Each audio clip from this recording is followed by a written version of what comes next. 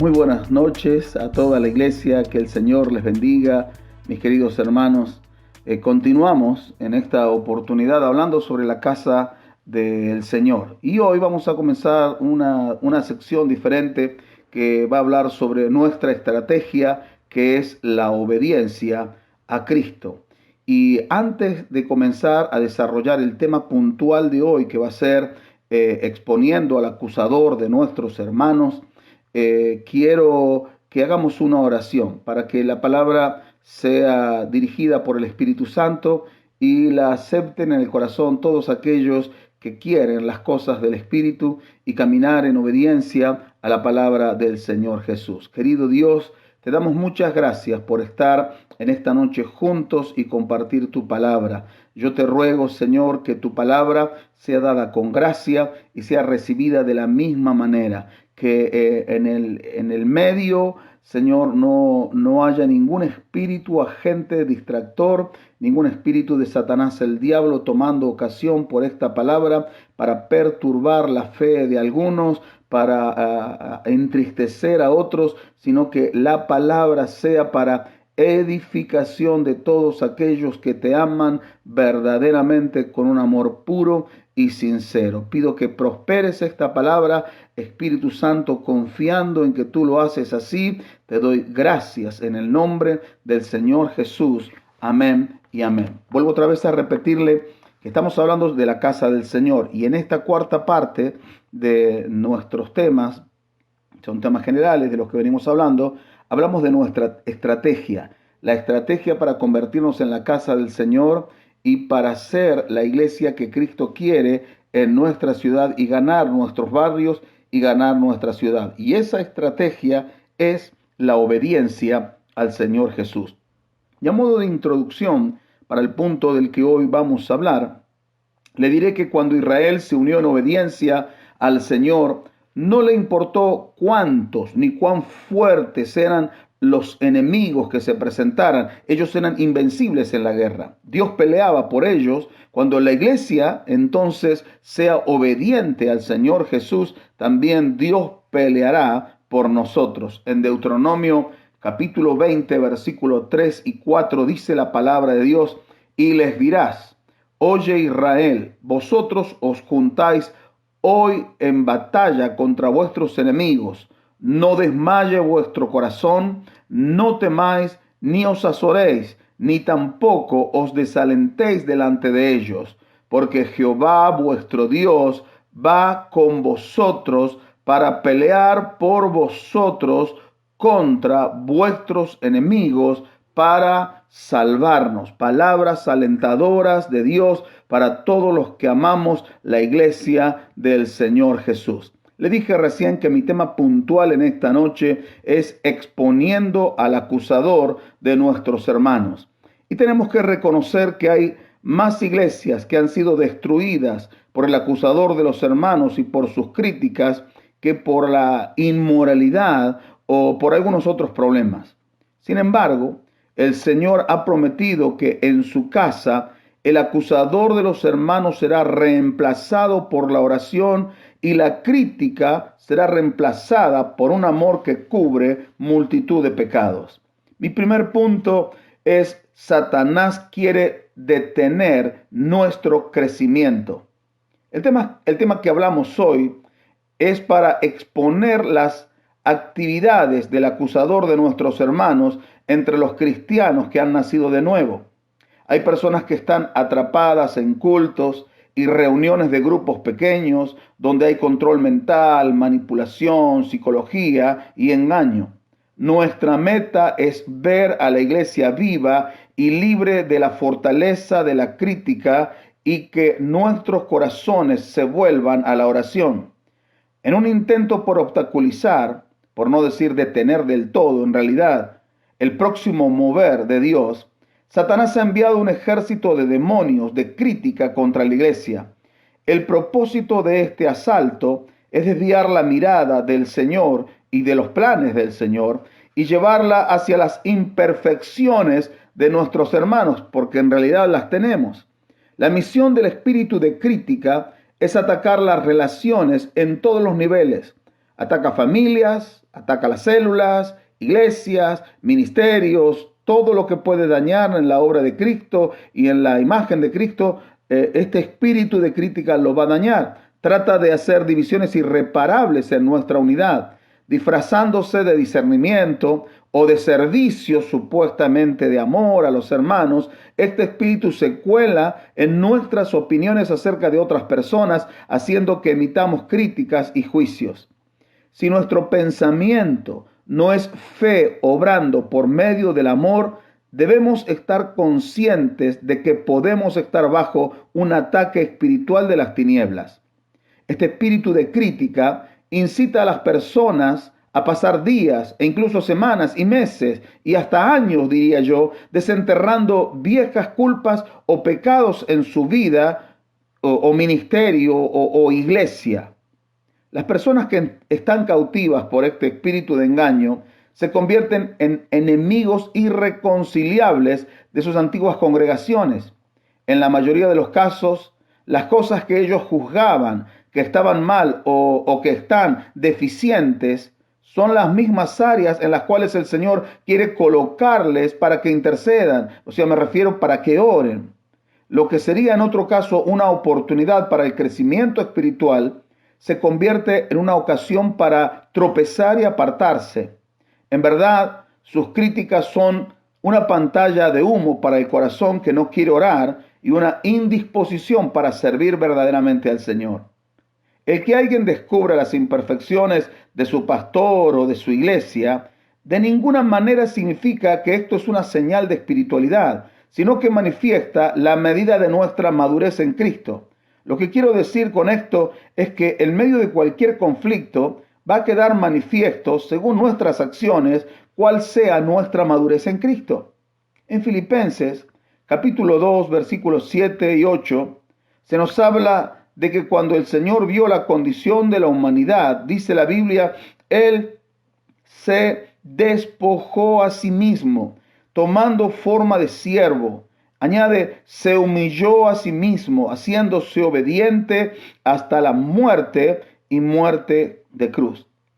Lo que enseña este pasaje es que cuando el Señor vio al mundo como estaba, Él dio su vida para quitar nuestros pecados. Él no juzgó ni condenó a la humanidad al infierno, sino que el Espíritu de Cristo era reconciliar al hombre imperfecto con un Dios perfecto. Mi segundo punto es, nadie está exento.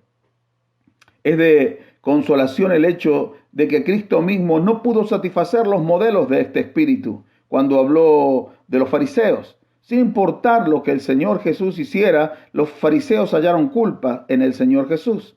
Si usted personalmente no ha consultado y escuchado a las personas que usted critica, ¿cómo puede estar seguro de que usted no está cumpliendo el rol de acusador de sus hermanos? En Juan capítulo 7, versículo 51, dice la palabra de Dios, ¿juzga acaso nuestra ley a un hombre si primero no le oye y sabe lo que ha hecho? El propósito del enemigo es atacar para desacreditar al ministro y así desacreditar también su mensaje y así detener un mover de Dios y así detener el progreso de la iglesia. Cuando este espíritu se infiltra en la mente de una persona, sus acusaciones llegan con tal ponzoña e intimidación que incluso aquellas personas que lo deberían conocer mejor son amedrentados y luego seducidos por su influencia. O sea, me refiero que hasta los amigos más cercanos de aquel que está siendo criticado, esos amigos comienzan a cuestionarlo. Casi todos los involucrados quitan sus ojos de Jesús y ponen su atención sobre aspectos, ignorando durante la contienda que Jesús está orando para que su cuerpo se una. Seducidos por este demonio, las acusaciones y contraacusaciones atraviesan el alma de la congregación, estimulando las sospechas y el miedo entre la gente. La devastación arruina a la iglesia, que ha sido objeto de este ataque del diablo, mientras que el desánimo intenta también destruir al pastor y a su familia u otros siervos y al liderazgo de la iglesia. Y esto lo digo por propia experiencia personal.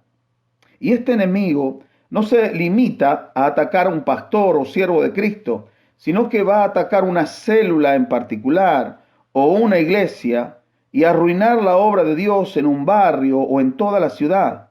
Para ocultar la naturaleza diabólica de su actividad, la crítica a menudo vestirá sus artimañas con una vestidura religiosa, hasta pseudo espiritual, bajo la pretensión de proteger a las ovejas de un error doctrinal minúsculo, fuerza al rebaño a caer en un mayúsculo error de corrección sin amor. Hermanos, debemos aprender a discernir con el Espíritu de Cristo el espíritu de tales acusaciones, porque su propósito no es restaurar, tampoco es sanar, sino que el propósito es destruir. Mi tercer punto es el ejemplo puro. La iglesia necesita corrección, pero el ministerio de reprensión o de exhortación debe ser moldeado conforme a Cristo y no conforme al acusador de nuestros hermanos. Cuando Jesús reprendió a la iglesia, a las iglesias de Asia, lo encontramos en el libro de Apocalipsis, último libro de la Biblia, capítulo 2 y capítulo 3 inclusive. Él insertó su reprensión entre la alabanza y las promesas. Él aseguró a las iglesias que la voz que iba a exponer sus pecados era la misma que resaltó sus virtudes. Después de animarlos, el Señor los corrigió. Aun cuando la iglesia haya caído en error, como fue el caso de 2 de las 7 iglesias, Cristo ofreció gracia para cambiar. Cuánta paciencia, hermanos, tenía el Señor Jesús. Él incluso le dio a Jezabel tiempo para que se arrepintiera, según dice Apocalipsis 2, 21 y 22. Después que él amonestaba a una iglesia, sus últimas palabras no eran de condenación, sino de promesa. Recuerde, si la palabra de reprensión o de corrección no ofrece la gracia de la restauración, no es la voz de su pastor, no es la voz del Señor. Mi cuarto punto es las armas del enemigo. Para encontrar una acusación en contra de la iglesia, es importante fijarse que el enemigo debe traer sus acusaciones del infierno. Si nos hemos arrepentido de nuestros pecados, no existe ningún registro de esos pecados, ni de nuestros errores, tampoco hay registro de ellos en el cielo, porque hemos sido perdonados, como está escrito en Romanos 8:33, donde dice la palabra: ¿quién acusará a los escogidos de Dios? Dios es el que justifica. Cuando Dios nos ha perdonado y punto. No hace, ni tiene en cuenta, ni toma en cuenta nuestros antiguos pecados. El Señor Jesús no nos está condenando, sino que está a la diestra del Padre, intercediendo por nosotros, procurando nuestro arrepentimiento. No importa quién usted sea. No sé quiénes estarán escuchando este mensaje, lo escucharán el día de mañana. Hay personas que han salido de nuestra iglesia, hay personas que se fueron enojadas de nuestra iglesia, hay personas que abiertamente están rebeladas contra Dios luego de haberse ido de una iglesia y están en oposición al Evangelio. No importa quién usted sea, Dios no tiene el propósito de condenarle. Ese no es el propósito de Dios. El propósito de Dios, el Padre, es perdonarle por medio de la gracia derramada en la cruz del Calvario en la persona de Jesucristo. Pero usted tiene que aceptar esta gracia de Dios. Hermano, por lo tanto, nosotros tenemos que exponer las armas del incitador de la crítica. Y yo quiero hablarle acerca de esto en lo que sucede, en lo que viene ahora, para que usted lo tenga presente. Las armas del incitador de la crítica, las armas que Satanás, el diablo, utiliza. La primera arma que utiliza es nuestro pecado real, nuestra falta de arrepentimiento. Cuando el Espíritu Santo desea corregirnos, abre la puerta para que el acusador nos condene. La voz del enemigo nunca ofrece esperanza ni da gracia para el arrepentimiento. Actúa como si fuera la voz de Dios y nos hace culpables de un pecado imperdonable.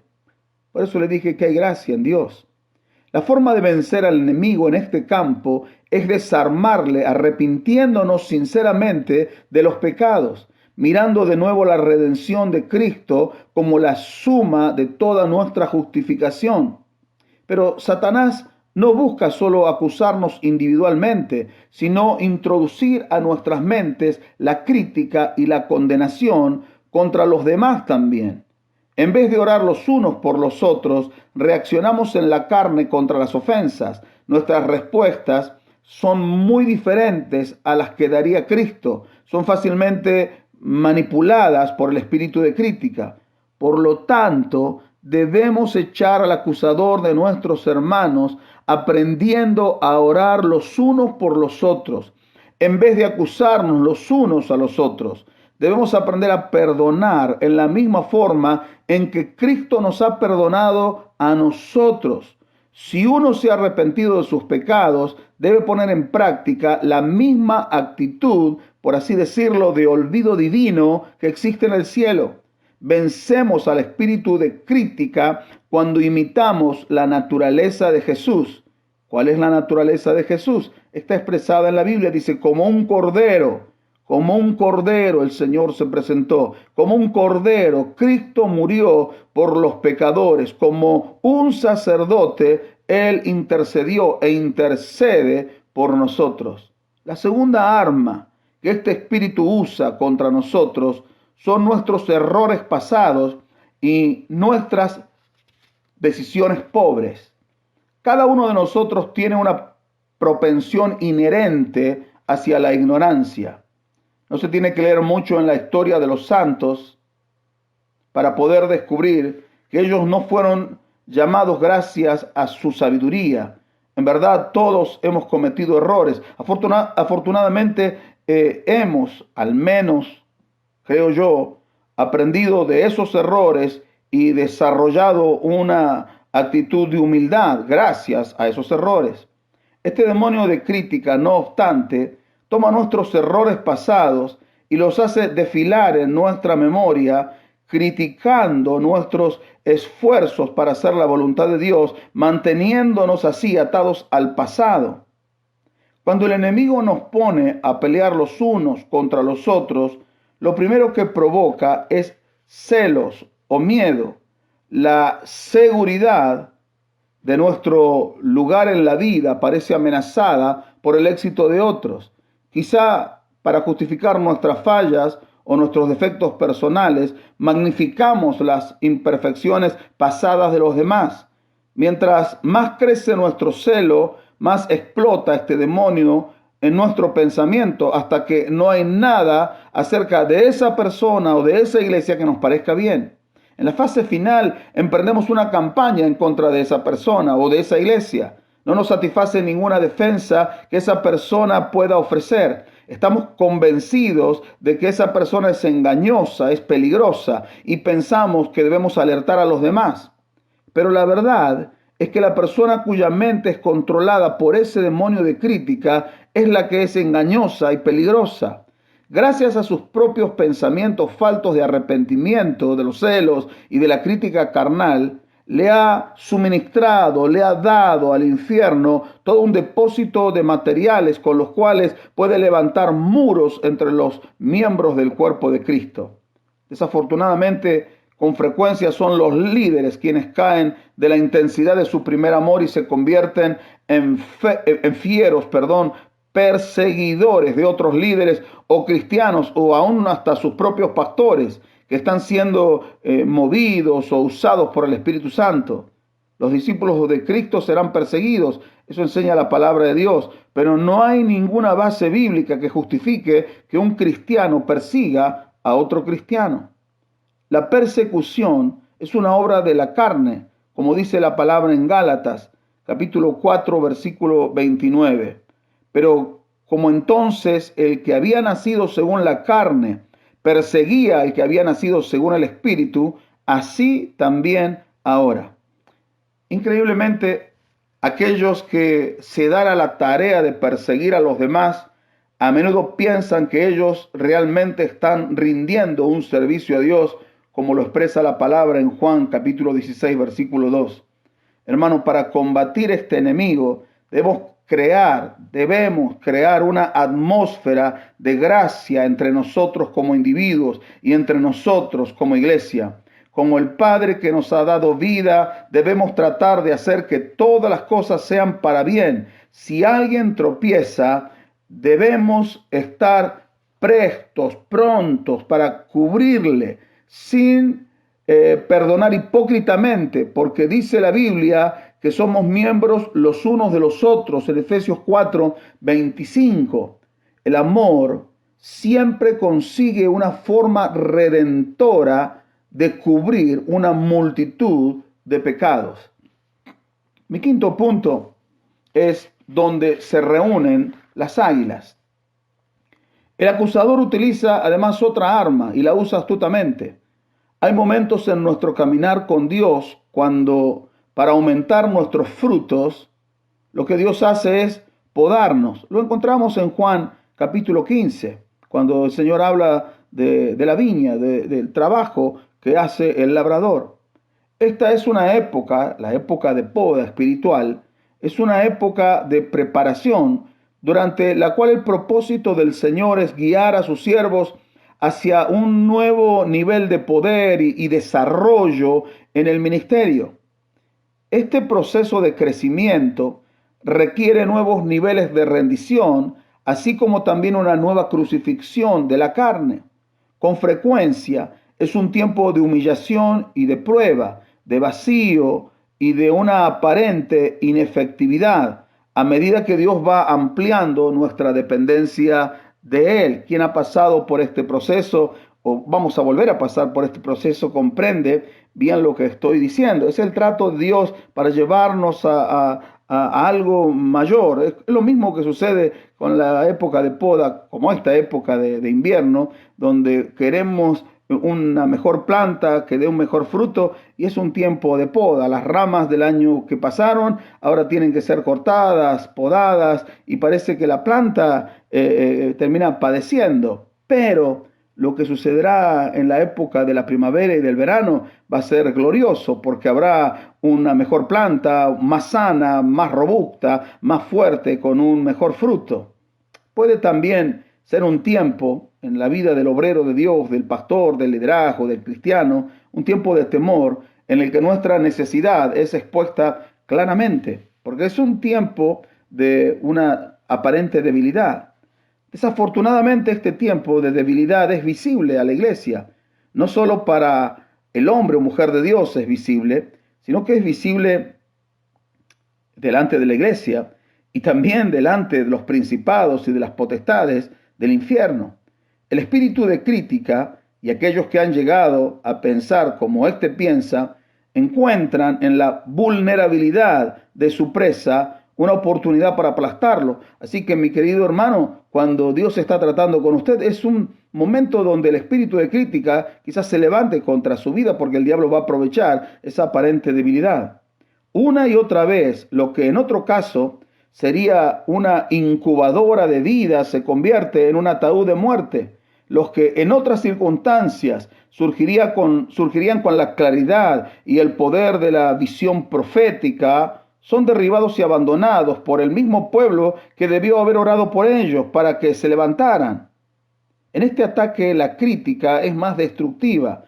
Aquí este demonio impide el nacimiento de ministerios maduros que pondrán a la iglesia lista para la guerra. La crítica y las murmuraciones ya están plantadas en la iglesia. Quizá usted sea uno de ellos. Ojalá que no. Cuando el Dios vivo está haciendo que sus pastores dependan de Él más profundamente y por lo tanto sean moldeados más fácilmente para sus propósitos, le pregunto, ¿qué hace usted? ¿Critica la falta de unción que tienen aun cuando ellos no le han abandonado a usted durante su tiempo de necesidad? Aquellos que apoyan al acusador de nuestros hermanos cumplen satisfactoriamente el texto de Mateo 24:28 que dice, porque donde quiera que estuviera el cuerpo muerto, allí se juntarán las águilas. Ojalá que usted no sea un águila que está esperando la debilidad de el pastor, de alguno de sus hijos, de alguien del liderazgo o alguno de sus hijos o del encargado de obra. Ojalá que usted sea un canal de bendición, alguien que ora en lugar de alguien que critica. La murmuración de estos individuos que están a veces en la iglesia, están siempre en la iglesia, que son como aves de rapiña, alimentan su baja naturaleza porque ellos buscan los que están muertos en la iglesia, son atraídos hacia lo que está agonizando. Finalmente estos criticadores se van buscando tener éxito en alguna otra iglesia.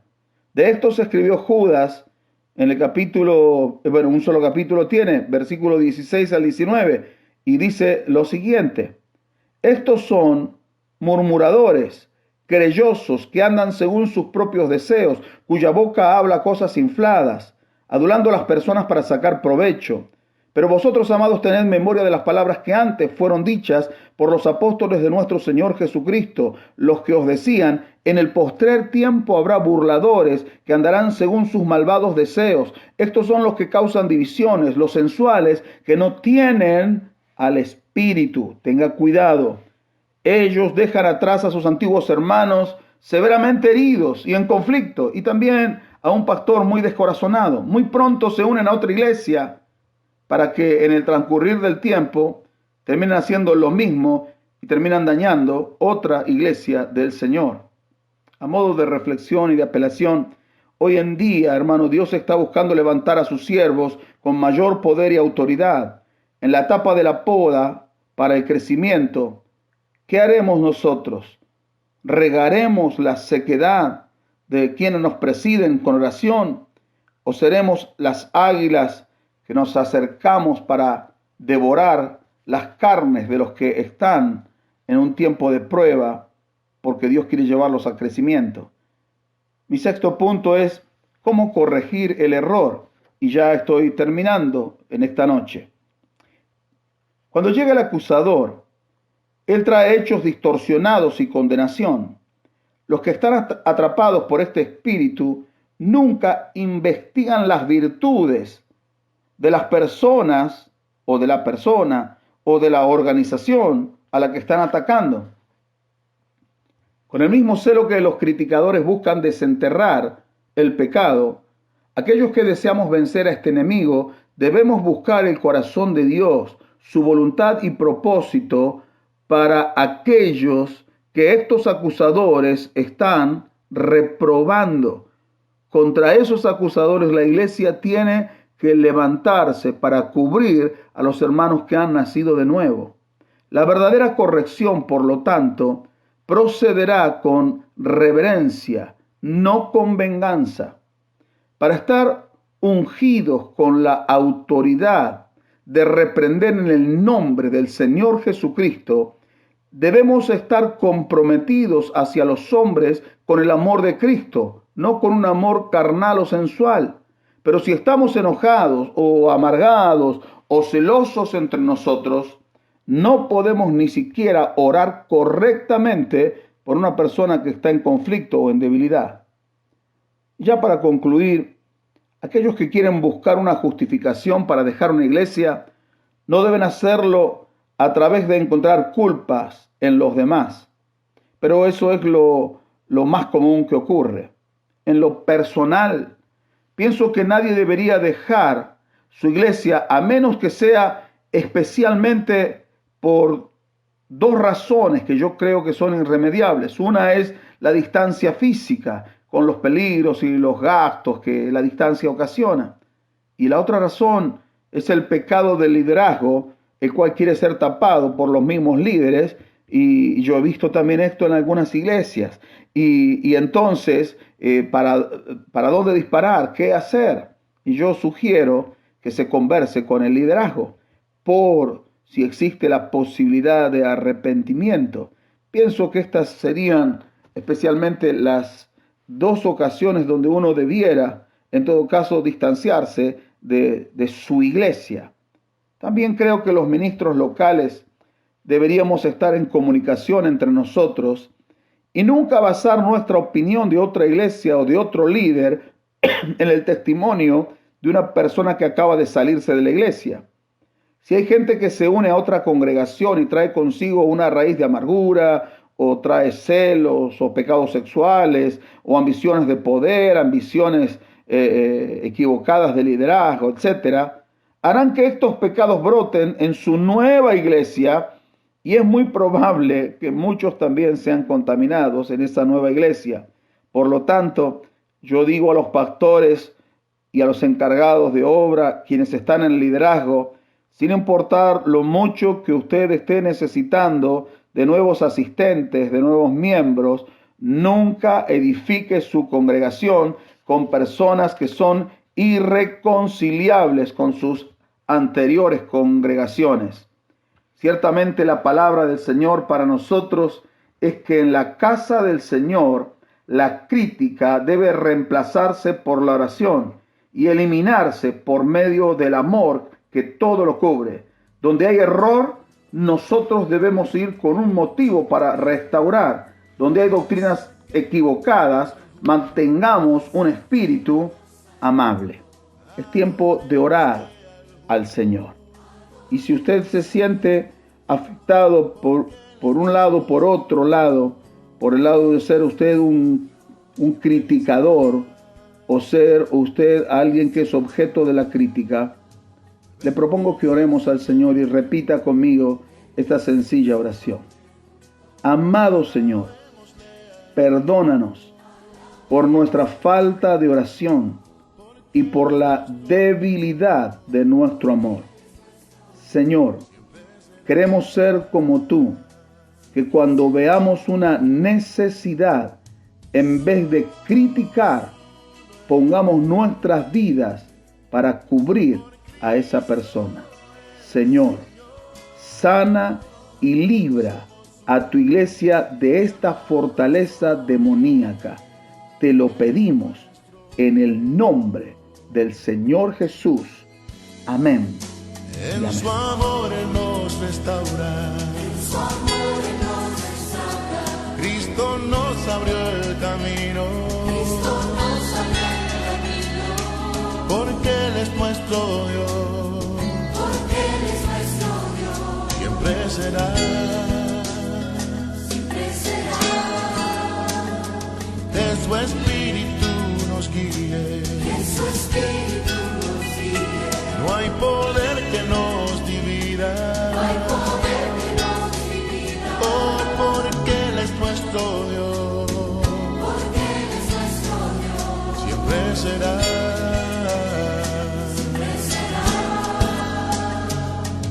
Somos uno en Él. Por Cristo el Señor. Somos su pueblo, llamados por Él, es nuestro Dios.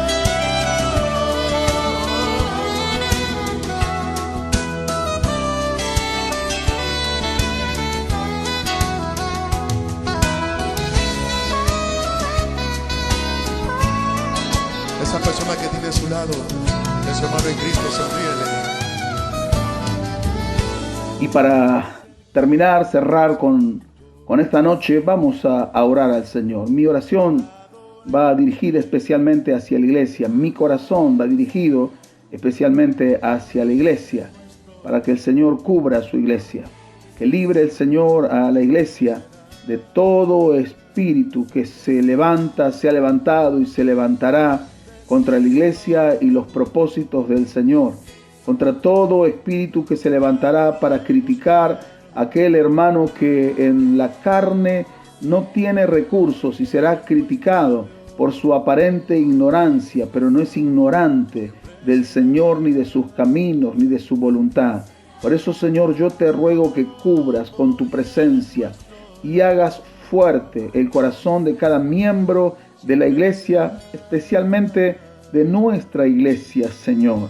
Que lo cubras con tu presencia, de tal manera que tantas mentiras del diablo que han sido lanzadas contra la iglesia, contra personas de la iglesia, contra el liderazgo y aún contra el mismo pastorado, Señor, vuelvan al lugar de donde salieron en el nombre de Jesús y que no puedan echar raíz en ningún lugar, que los hijos de Dios que te aman en verdad y que quieren tus caminos y que quieren caminar en tu voluntad, sean guardados irreprensibles de toda crítica y de todo espíritu de crítica. Que no haya de parte de tu iglesia que verdaderamente te ama, Señor, esta animosidad de querer levantarse con crítica hacia lo que no nos has permitido criticar, y que nos des espíritu de discernimiento para poder comprender junto con todos los santos lo que es de Dios y lo que no es de Dios, y quién es de Dios y quién no es de Dios, quién es enviado para provecho de la iglesia y quién ha sido enviado por Satanás para daño de la iglesia, sin importar nuestras relaciones afectivas o nuestras relaciones de familiaridad o de amistad. Señor, ayúdanos a discernir y a poner en primer lugar tu corazón, tus caminos, tu propósito y tu iglesia, que es tu esposa, tu novia, tu amada.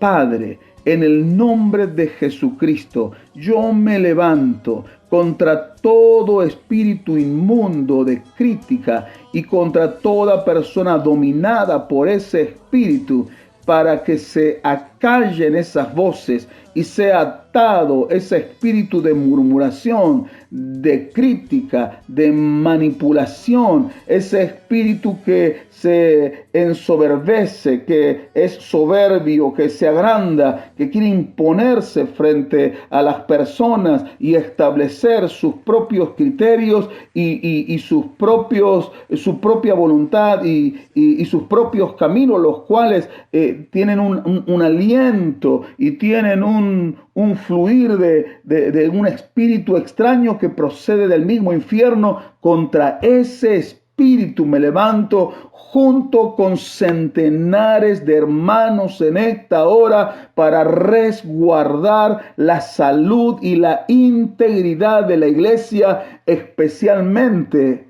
de los que recién han sido paridos, de las ovejas nuevas, de los que recién han nacido en el camino del Señor. Padre, guarda, bendice y libra a tu iglesia, y que tu iglesia avance como entre medio de muros de fuego, pero que nada detenga a la iglesia. Cúmplase tu buena palabra cuando pases por el fuego. Dice tu palabra, Señor, que el fuego no nos va a quemar, y aunque los muros y las acusaciones y la crítica sea como fuego, tú preservarás a tu iglesia y le permitirás crecer en los días de primavera y en los días de invierno y de otoño, donde la poda ha sido manifestada, pero vienen los días donde tu gloria también hará fructificar para gloria del nombre de Jesús a tu iglesia en todo lugar. Pido esta bendición y tu bendición sobre tus siervos, que en verdad lo son, en el nombre bendito del Señor Jesús, y te damos gracias. Amén, amén y amén. Mis queridos hermanos, muy buenas noches para todos. Que Dios le guarde, que el Señor le bendiga. Le sugiero oír nuevamente la palabra o solicitar este material, como muchos suelen hacerlo. Lo puede hacer a las direcciones que aparecen, al correo que aparece aquí en la pantalla enseguida, y usted puede comunicarse y solicita este material, y va a ser enviado cuando termine yo esta sección, que son unos 4 o 5 mensajes. Le enviamos entonces todo el material. Le mandamos un enorme abrazo junto con mi esposa. Ya nos veremos este próximo fin de semana. Estaremos juntos en nuestras iglesias para glorificar el nombre del Señor Jesús. Así que le esperamos. Espero que usted se anote a la brevedad, que haga las tareas, los deberes, para que cada reunión, que no va a contar con más de 28 o 30 personas, se llene, no queden lugares vacíos, sino que usted esté en la casa del Señor para que oremos juntos a Dios, para que alabemos juntos su nombre y para recibir juntos la palabra del Señor. Un gran abrazo, Dios les bendiga, nos encontramos el próximo fin de semana.